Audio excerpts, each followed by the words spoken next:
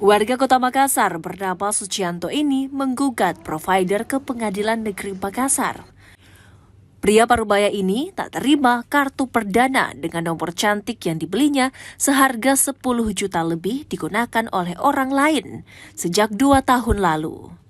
Karena merasa dirugikan, melaporkan kejadian tersebut ke Pengadilan Negeri Makassar dengan menggugat 140 juta rupiah.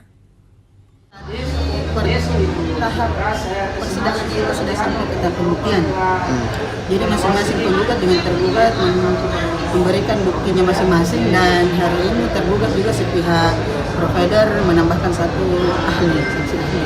Dari bukti yang kami berikan itu sebanyak 21 bukti surat. Kami sangat percaya diri terhadap bukti-bukti tersebut, dan ternyata saksi mereka hadirkan itu mendukung dengan bukti-bukti yang kami berikan, utamanya tentang pihak-pihak yang merasa dirugikan atau dirugikan oleh pihak provider harus mendapatkan ganti kerugian sesuai dengan Undang-Undang Nomor 36 tentang telekomunikasi. Bu, ini tuntutan tak apa, Bu?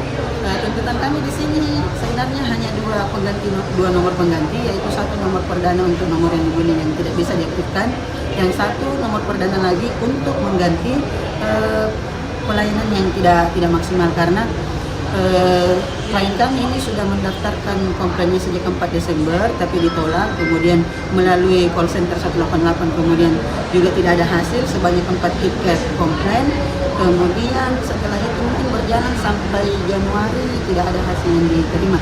Jadi selain itu kerugian yang dialami oleh klien kami itu sebesar 140 juta juga untuk biaya untuk pengurusan perkara ini.